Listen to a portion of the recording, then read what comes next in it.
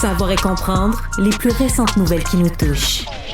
Tout savoir en 24 minutes. Bienvenue à Tout savoir en 24 minutes. Bonjour Mario. Bonjour. Ça y est, François Legault s'est mêlé du débat de l'heure, ou du moins du dossier qui est pas mal chaud en ce moment au Québec, le fameux campement pro-palestinien sur le terrain de l'université McGill. Parce que là, déjà, on se souvient, là, je récapitule les événements de la semaine. Un campement qui s'installe la semaine dernière en faveur, justement, du retrait de tout ce qui est investissement de l'université McGill. Mais samedi, la première journée, c'était campement, c'était quelques tentes, là. Oui, quelques Il individus. n'y avait pas de barricade, il n'y avait pas de faux plancher en bois, puis il n'y avait pas de canalisation. Puis... Mais depuis, ça s'est transformé en véritable campement. Là. On est en train de se sédentariser, on pourrait le dire comme ça, du côté du campement McGill. Et c'est devenu, là, au fil des jours, une installation beaucoup plus grande, beaucoup plus imposante et beaucoup plus permanente, là, avec des clôtures sur le côté. Des gens... étagères, des planchers de bois. Oui, toutes sortes de matériel, des dons qui affluent d'ailleurs. Là, beaucoup de gens qui vont donner du matériel aux gens qui choisissent de passer la nuit, leur semaine, là, au fond, sur cet endroit-là. Et là, ça avait déjà été rejeté du côté d'une injonction qui a été déposée de la part de 2 étudiants pour qu'on démantèle le campement. Ça avait été, là, donc, refusé du côté de la Cour supérieure. Et là, aujourd'hui, alors que l'SPVM, depuis déjà un moment, dit évaluer ses options, regarder comment ils vont pouvoir intervenir auprès du campement. Mais là, voici que François Legault, le premier ministre du Québec, lui met son pied à terre et dit au SPVM d'aller démanteler le campement. Et là, la question autour de tout ça, est-ce que c'est la job d'un premier ministre de faire ça? On lui demande sa position, c'est sa job de la donner, mais il n'a pas donné de délai, hein? Non. Il a dit c'est à eux de voir dans quel ordre ils vont faire ça. Je pense que, l'opinion publique est là. L'opinion publique, en majorité, souhaite le démantèlement et surtout, les gens qui votent pour la CAQ. À mon avis, les gens là, qui sont bien pro cette manifestation-là sont surtout Québec solidaire, peut-être quelques libéraux. Mais, à mon avis, la CAQ là, est dans son élément. Fait que, il y a des gens qui ont interprété ça. Là, le premier ministre prend pause. Mais il n'a pas donné de délai, là. Il a pas dit qu'il faut que ça soit enlevé avant minuit cette nuit ou demain. Donc, comprenez ce qu'il y a à comprendre. Ce sera démantelé un jour. Après ça, quand on lui a demandé quand, comment, là, moi, je me mêle pas de ça. Là. C'est la police fait ses évaluations. À partir du moment où tu mets ça dans les mains du SPVM, je donne un exemple bien concret. Aujourd'hui. Oui. Là, aujourd'hui, il y avait une contre-manifestation des gens pro-Israël qui allait se faire juste devant le campement. Donc, tu avais une manifestation pro-Palestine d'un bord, pro-Israël de l'autre bord. Les tensions ont monté, d'ailleurs. Oui. Donc, pour les policiers, c'était bien plus prioritaire de séparer ces groupes-là, de gérer cette tension-là, d'éviter qu'il y ait un affrontement entre des groupes quand même c'est des sujets hyper délicats, des sujets hyper sensibles. À mon avis, pour les policiers, le risque du jour, c'était pas le campement. C'était un éventuel affrontement entre une des manifestants et une contre-manifestation. C'est pour ça que le niveau d'urgence que le SPVM y met, il semble pas... le SPVM semble pas capoter avec ce campement-là. Ils ont déjà vu pire. Là. Regarde, hier soir, là, la manifestation annuelle anticapitaliste a viré à bien pire que ça en quelques minutes. Là. Oui, c'est ça. On se comprend qu'ils en ont plein les bras, le SPVM, en ce moment, avec des manifestations puis des défilés comme ça qui se font dans les rues. Hier, c'était cette manifestation-là, justement, là, tu le dis, anticapitaliste, où il y a encore eu de la casse, il y a encore eu des vitrines fracassées. Pourtant, c'est des pacifistes, ce monde-là. Ils sont contre la police parce qu'ils disent que la police, c'est violent. Puis eux se présentent comme des pacifistes puis ils cassent tout. Je comprends pas. C'est difficile. C'est difficile à comprendre. Ils sont contre le système, Mario. Oui. Ils veulent qu'on entende la colère du peuple. Oui, mais c'est difficile aussi de comprendre que les policiers qui les voient faire là, dans leur face, il y a eu une arrestation hier. Oui. Il y en a qui ont craché sur des journalistes, il y en a qui ont cassé des vitrines, plusieurs. En fait, les seuls qui ont été arrêtés, c'est ceux qui ont frappé des policiers. Fait que cracher sur un journaliste correct, cracher sur la police, tu rentres en dedans. Oui. Donc, il y avait d'autres chats à fouetter. Il y avait une manifestation aussi pour le logement abordable qui se tenait aujourd'hui. Donc, on en avait plein les bras du côté du SPVM. Là, pas question tout de suite de démanteler le campement. D'ailleurs, la contre-manifestation s'est déroulée quand même là, sans heurts. Il n'y a pas eu là, de débordement malgré des invectives quand même là, qui se sont lancées d'un côté comme de l'autre. On a senti que la tension montait quand même d'un cran autour de tout ça.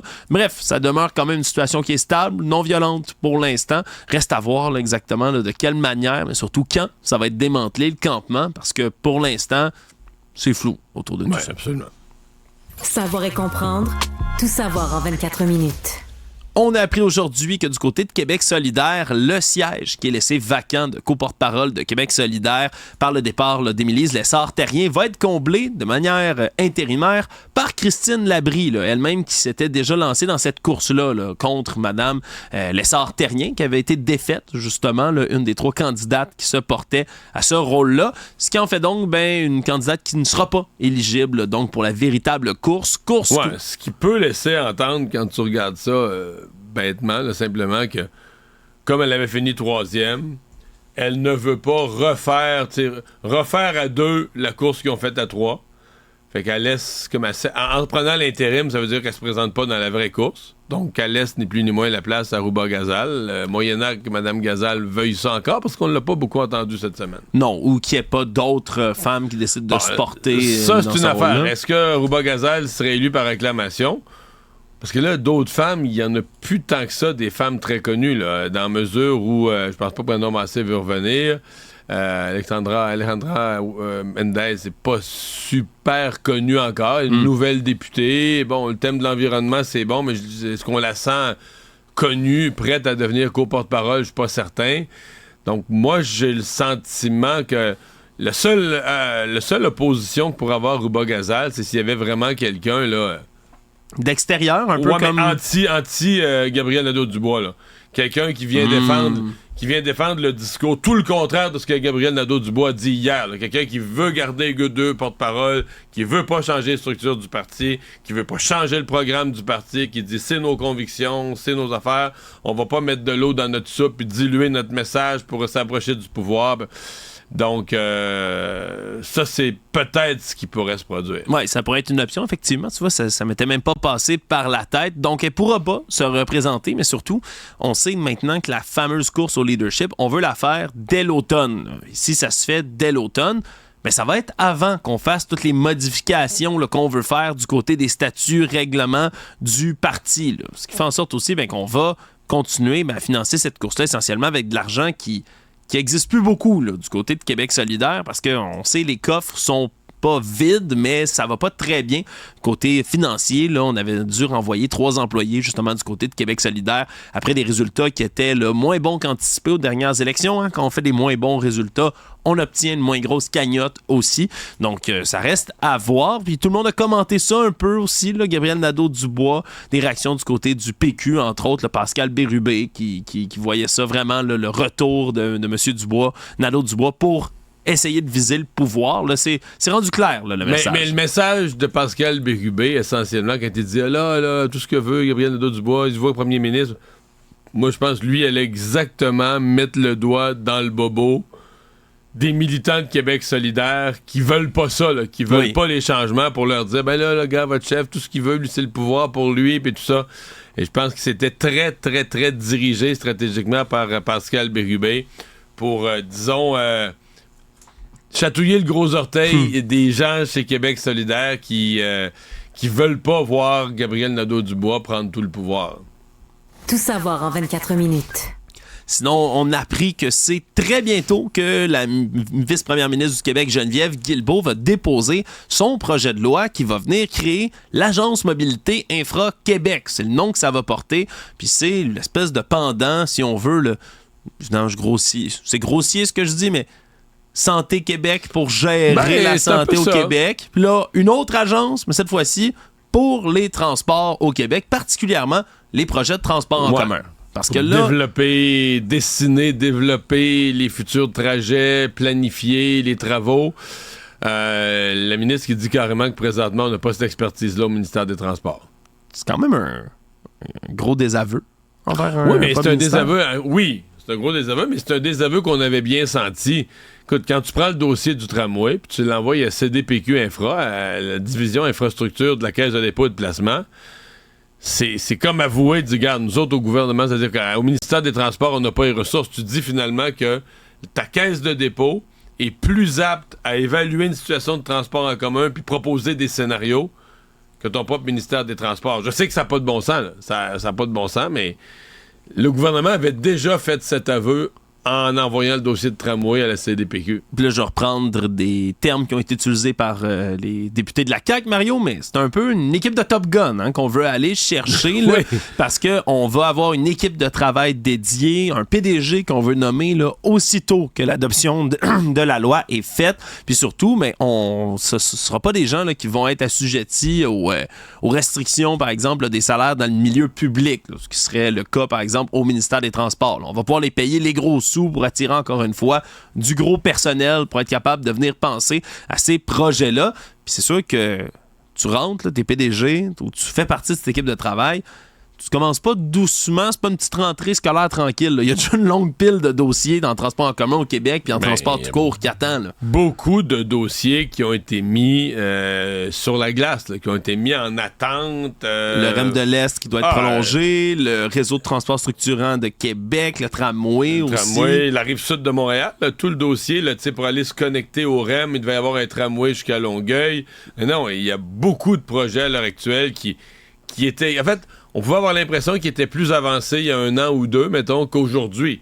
Parce qu'entre-temps, on les a mis de côté, on les a mis, ça glace, mais on dit toujours temporairement, mais pendant ce temps-là, il se passe plus grand-chose. Ouais. Puis ce qui reste à voir, c'est à quel point il va y avoir de la résistance aussi à l'intérieur du propre ministère, ou des gens qui travaillent déjà sur ce genre de dossier-là. Ben, dans le cas de l'Agence Santé Québec, tu faisais la comparaison, dans le cas de l'Agence Santé Québec, on l'a vu, la résistance aujourd'hui, là, les gens de la CSN qui sont allés interrompre un événement où Christian Dubé était avec la nouvelle PDG, Mme Biron, devait prendre la parole, puis ils n'ont jamais pu... L'événement n'a même pas pu suivre son cours. Là. Le syndicat, la CSN, a empêché la tenue normale de l'événement. Ça doit donner à Mme Biron un avant-goût de ce qui l'attend. Tout savoir en 24 minutes.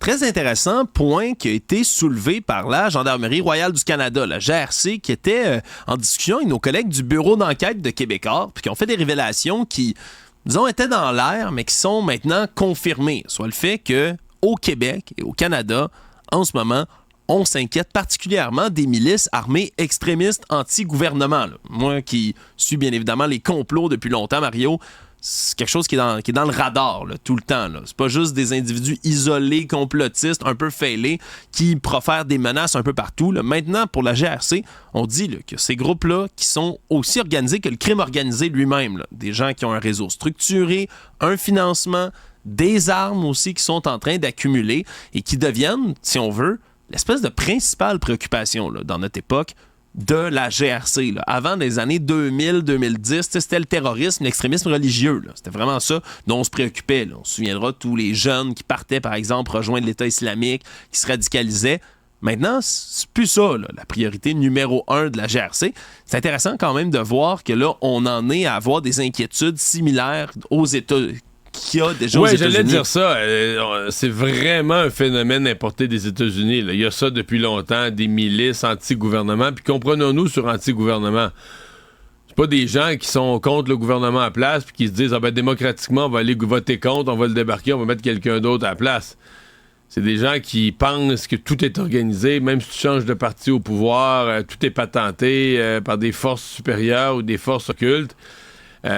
Qui souvent vont même pas voter, puis qui peuvent être prêts à poser des gestes violents. Oui, tu te demandes toujours c'est quoi le déclencheur, parce que souvent on a l'impression que ces gens-là vont accumuler des armes, vont agir comme des vrais fous, mais poseront pas de gestes. S'il n'y a pas un élément déclencheur ou s'il n'y a rien, ils vont juste jamais agir, ils vont juste... Mais dans certains cas, il y en a, puis il y a plusieurs types de mouvements, là, comme ceux-là, Mario, là, ce serait trop long de faire toute la liste, mais si on prend le cas de figure d'un groupe qui avait déjà été, dont certains membres ont été arrêtés, démantelés. Là. On se souviendra, juin 2022, GRC qui avait mené des perquisitions à Saint-Ferdinand, dans le centre du Québec, là, puis dans le coin de Plessisville aussi. Les gens étaient surpris. Perquisition, pourquoi? Les groupes armés et tout. Puis c'est que sur place, il y avait un centre dans lequel on entraînait des membres du groupe Atomwaffen, qui est un groupe néo-nazi accélérationniste. Puis quand on dit accélérationniste, ce que ça veut dire, c'est qu'essentiellement, il y a des gens qui attendent, si on veut, l'espèce d'élément déclencheur, la fin du monde ou cet événement apocalyptique qui va venir. Pour un groupe accélérationniste, le but, c'est de le créer. C'est de faire du terrorisme essentiellement jusqu'à ce qu'il y ait cet effondrement de la société en place. Une panique généralisée, que les institutions ne fonctionnent plus. Exactement, puis eux veulent profiter, si on veut, de cet effondrement qui est inévitable dans leur tête, donc vont vouloir le créer, puis c'est dans des cas de groupe comme ça que c'est assez dangereux. Puis je rappelle, aux États-Unis, là, il y a des milices armées comme ça qui planifiaient d'enlever la gouverneure du Michigan puis de l'exécuter, puis ils sont pas passés loin de mettre leur plan à exécution. C'est quand même intéressant de voir qu'on se préoccupe le plus intensément de ça maintenant. Actualité. Sinon, ça peut sembler étrange parce que on n'est plus à l'époque de la pandémie, je vais le dire non, comme ça. C'est passé. Mais dans les tribunaux, c'est encore une réalité, Mario. Il reste quelques dossiers. Il y a encore des dossiers à traiter, dont celui-là qui est assez intéressant, merci. Celui d'Adams Diwa, un homme de 24 ans, jeune homme, qui est rendu là, devant le tribunal. On s'est rendu compte que c'est probablement celui qui est à la tête d'une des plus grosses fraudes de passeports vaccinaux pendant la pandémie. C'est que lui, elle avait été employé par le CIUS de l'Est de l'île de Montréal. Là, en 2021, devient un de ses employés qui doit prendre les données des passeports vaccinaux puis rentrer ça dans le site et tout. Sauf que, avec des complices, réussit à trouver des personnes qui, évidemment, ne veulent pas se faire vacciner, mais veulent quand même avoir la liberté de circuler puis d'aller dans des événements, des restaurants, des bars, avec le passeport vaccinal. Évidemment, ils veulent quoi? Un faux passeport. Et là, on apprend que c'est au-dessus de 630 personnes qui ont reçu un faux passeport vaccinal de sa part. Là. Donc, pas vacciné, mais il y avait une preuve de vaccination. Lui prenait des rendez-vous, là, comme si ces gens-là étaient véritablement allés, indiquaient une heure, une date à laquelle ça avait été fait, prenait même le rendez-vous 28 jours plus tard pour la deuxième dose pour ces gens-là, opérait tout ça là, dans le système, même si les personnes, on se comprend, ne se sont jamais présentées pour aller se faire vacciner. Et ensuite, c'est des gens qui avaient leur passeport vaccinaux. Mais ça, c'est que c'est au-dessus de 1000 passeports qu'il a réussi à faire de son côté. Pour un grand total, c'est les profits qui sont impressionnants. De 150 000 $ en espèces qu'il a rempoché. Là. C'est au-dessus de comme on a fait le calcul plutôt aujourd'hui, 200 $200, c'est ça. À peu près dollars là, du passeport vaccinal. Il y a du monde qui était prêt à payer cher pour vrai. Là. Mais toute cette affaire-là, payer, mais même lui, là, tout son ça me fait capoter. Puis en même temps, tu te dis, OK, ils ont lu des faussetés, ils ont lu des affaires épeurantes, mais ils sont vraiment devenus capotés avec le vaccin. Ils avaient vraiment peur du vaccin. Parce que, je veux dire, mettons, tu sais, du monde qui se donne tout ce trouble-là, je sais pas, moi, pour voler des lingots d'or, devenir millionnaire, tu te dis, c'est des croches, c'est des bandits, mais ils essayent quelque chose. Mais c'est parce que là, tu fais tout ça pour éviter. Moi, tu te souviens, j'étais allé sur la première, deuxième dose, c'était pas loin d'ici, au centre des congrès, je suis parti de TVA, je suis allé à pied, je suis venu animer. J'ai été là, c'était pas trop pire, à un moment donné, il n'y avait plus trop de monde pour la deuxième dose, c'était plus tranquille un peu. Je pense que ça m'a pris une demi-heure, puis je me suis venu ici animer mon émission. C'était efficace, là. Ce que je veux dire, c'est que c'est une niaiserie, là. C'est une bébelle. Le lendemain, si tu mets ton doigt dessus, ça fait mal un petit peu, puis à peine. Puis... je veux dire, comment t'en arrives à te dire non, pas moi. Si tu penses que t'as peur des aiguilles, si tu penses que vraiment t'as lu, là, je sais pas, que tu vas mourir, ou t'as lu des affaires. Même la peur des aiguilles, c'est pas le genre d'affaire qui te fait freiner. Non, ça c'est pas vrai. Ah ouais? Ah, il y avait eu une étude, il y en a beaucoup que c'est des complotistes qui ont peur des aiguilles. Puis il y a mieux, c'est moins gênant. Quand t'es un gros gars tough avec une grosse voix et des gros bras, c'est moins gênant de dire que t'as lu des affaires puis toi, il t'embarquera pas avec le gouvernement. C'est moins gênant que de dire mais tu vois, je l'avais jamais vu. Mais il y a eu une étude là-dessus. Mais ça, c'est il y avait un pourcentage. Non, mais c'est pas tous. Là, il y avait un pourcentage, une tranche, là, que dans le fond, il avait peur des aiguilles. Ouais, c'est une phobie, hein, une véritable phobie. On peut comprendre, non, mais... mais tout ça pour dire que c'est comme tu te donnes tout un trouble, tu te mets à risque de poursuite, tu dépenses de l'argent pour quelque chose qui est vraiment comme... Bye. Oui, mais ça démontre à quel point, pour certaines personnes, encore à ce jour, là, il y a des groupes d'antivax, il y en a à la pelletée, c'est des gens qui sont convaincus pour vrai que même si leurs proches le faisaient vacciner, ils faisaient une crise, une syncope, ils sont convaincus que ces gens-là vont mourir du vaccin ou vont développer des complications, veulent pas que leurs proches se fassent vacciner parce qu'ils ont peur des perdre, veulent pas se faire vacciner eux parce qu'ils veulent pas mourir, supposément. Je rappelle, pour tous les auditeurs, les gens qui sont avec nous, Mario et moi sommes vaccinés, nous sommes toujours vivants. Alors, ça va bien. Vous connaissez des gens qui sont morts du vaccin? J'ai des cheveux qui ont blanchi. Ça, c'est peut-être quelque chose qu'il faudrait regarder. Les puces dans le haut de la caboche. Peut-être des choses qu'il faudrait regarder dans les conséquences. Économie. Vous êtes tanné de payer cher pour votre essence en ce moment? Ben, attachez votre tuque parce que ça se peut que ça devienne encore pire dans les prochaines semaines. Ce matin, notre collègue Alexandre Dubé a reçu là, le président de l'Association des Canadiens pour l'énergie abordable, M. Dan McTeague, qui commente souvent... Excellent. Qui commente là, souvent les questions d'essence, là, du prix à la pompe. Lui, tu le reçois en entrevue. Tu peux poser n'importe quelle question sur le prix de l'essence dans toutes les provinces, dans toutes les années, partout. Lui, il suit ça pas à peu près. Ouais, tu peux quasiment lui demander telle station-service à tel endroit. Puis là, pourquoi? Puis tu sais, qu'est-ce qui s'est passé là? Il est vraiment... Ouais. Mais donc, lui, il prévoit $2. Ben moi, je pense que c'est pas... Le baril a rebaissé un petit peu là, avec l'espoir d'un cessez-le-feu à Gaza. Mais ce que lui analyse, par contre, puis il parle d'un délai de 3 semaines. Selon lui, d'ici 3 semaines, le litre va passer la barre psychologique du $2. Pourquoi? Mais pas en raison du prix du baril, même de Gaza. Il parle en fait des raffineries. Il y aura un manque de concurrence au niveau des raffineries en ce moment, du raffinage de l'essence. Puis il y a 2 raffineries qui ferment en ce moment.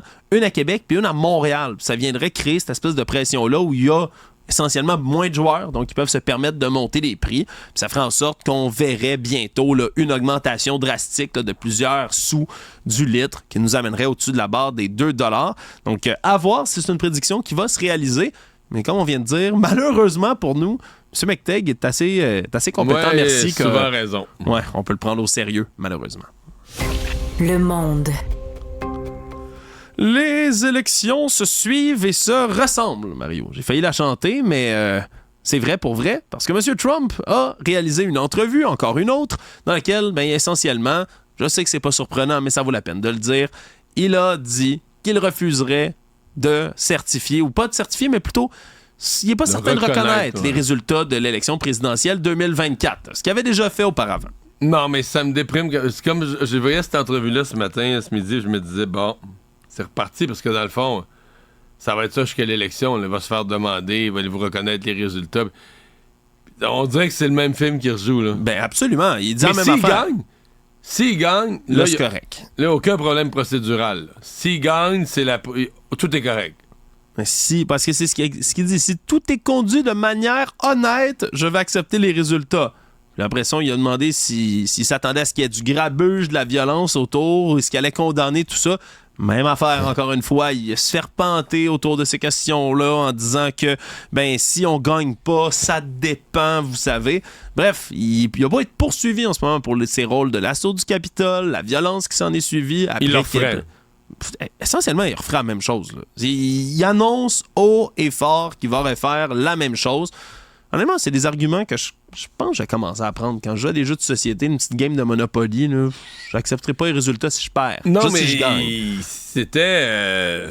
en même temps, c'était écrit dans le ciel. On connaît sa personnalité, c'est jamais de sa faute. Lui, il fait toujours ce qu'il y a de mieux, ce qu'il y a de meilleur. C'est impossible. Il disait dans sa campagne, c'est impossible que je perde. Il disait, moi, je perds pas jamais.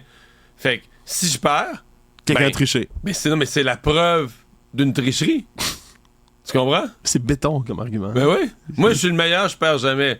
Fait que si je perds, c'est une preuve hors de tout doute raisonnable qu'il y a eu tricherie. C'était au cœur de son argumentaire. Le Monde. En terminant, rien pour calmer les paniques complotistes, quoi que je t'avoue, comme Mario, celle-là, c'est bizarre, un cibole. Elle me travaille un peu, parce que là, pour la 2e fois de suite, il y a un lanceur d'alerte là, d'un ex-employé de Boeing. Boeing, la compagnie aérienne qui est évidemment, en ce moment, là, dans une grosse controverse, des pièces d'équipement qui tombent de leurs avions, toutes sortes d'avaries également qui sont survenues dans les derniers mois et qui font en sorte que là, c'est la panique totale chez le constructeur aérien. Mais là, c'est parce que c'est un 2e lanceur d'alerte, là, un 2e qui vient de l'interne, donc il racontait les façons de faire où on manquait à la sécurité. Ouais, lui disait qu'il avait été renvoyé en 2023 parce qu'il avait pointé des failles de sécurité, des failles techniques sur les avions, puis on l'avait juste sacré dehors au lieu de l'écouter. À peu près la même chose qui était arrivée là, dans le cas d'un autre lanceur d'alerte, M. Joshua Dean, qui... Dean, c'est celui qui est mort curieusement malade hier, mais Barrett, celui il y a 2 mois, il s'était suicidé. Ouais, John Barnett, oui, pardonne-moi, c'est ça. John Barnett s'est suicidé. Puis on se comprend, il venait de donner une déposition, là, venait tout juste de donner une déposition aux avocats. 2-3 jours après, il est retrouvé dans son appartement mort. Ouais, dans le stationnement devant sa chambre d'hôtel, mort. Une balle dans la tête, on dit suicide. Là, M. Joshua Dean, cette fois-ci, Lui, il meurt, là, on parle d'une bactérie, un staphylocoque doré résistant aux antibiotiques. Il avait une chance sur 2 Puis là, de il s'est mourir. pété une pneumonie, puis il est mort. Puis il est mort. 45 ans en pleine forme.